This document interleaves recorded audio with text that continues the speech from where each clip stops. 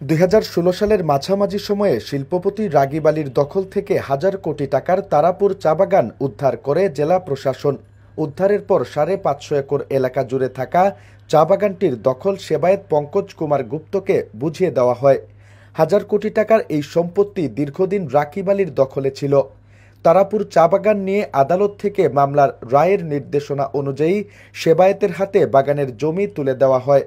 গত ৮ বছর ধরে চা বাগানটি প্রশাসনের দায়িত্বে থাকলেও তারাপুর চা বাগানের জমি দখল ও বিক্রি হয়েছে।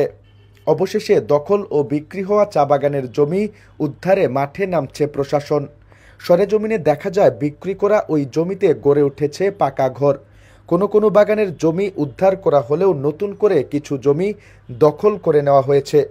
এখন সেখানে কৌশলে চলছে নানা কর্মকাণ্ড।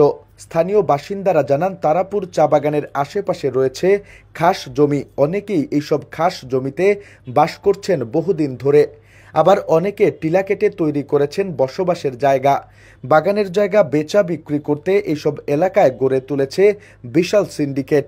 ওই সিন্ডিকেটের সদস্যরাই সরকারের খাস জমির পাশাপাশি বিক্রি করে ফেলছে চা বাগানের জমি। অবশেষে তারাপুর চা বাগানের জমি দখলমুক্ত করতে উদ্যোগ নিচ্ছে প্রশাসন। সুপ্রিম কোর্টের আপিল বিভাগের রায় বাস্তবায়নের লক্ষ্যে জেলা প্রশাসন কর্তৃক গঠিত ম্যাজিস্ট্রেট ও অপারেশন টিম বুধবার বিকেলে সরেজমিনে অবৈধ দখলদারদের অবস্থান পর্যবেক্ষণ করেছেন। এ সময় অবৈধ দখলদার উচ্ছেদের জন্য নতুনভাবে তালিকা তৈরি করা হয়েছে। এছাড়া রামকৃষ্ণ মন্দির এবং বাগানের উন্নয়নমূলক কাজের উদ্দেশ্যে নির্মিত দোকান কোঠা তৈরিতে বাধা দানকারী ও বাগানের সার্বিক পরিস্থিতি সরেজমিনে দেখার জন্য বাগান পরিদর্শন করেন কর্মকর্তারা।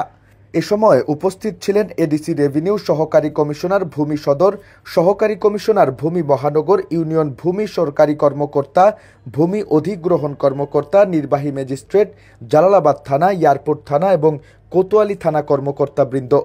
তারাপুর চা বাগানের ম্যানেজার ও কোঅর্ডিনেটর রিঙ্কু চক্রবর্তী জানান, তারাপুর চা বাগান ৫৫০ একর এলাকা জুড়ে থাকলেও কাগজে কলমে আছে ৩৫০ একর। এর মধ্যে বাগানের দখল আছে ১৫০ একরের মতো।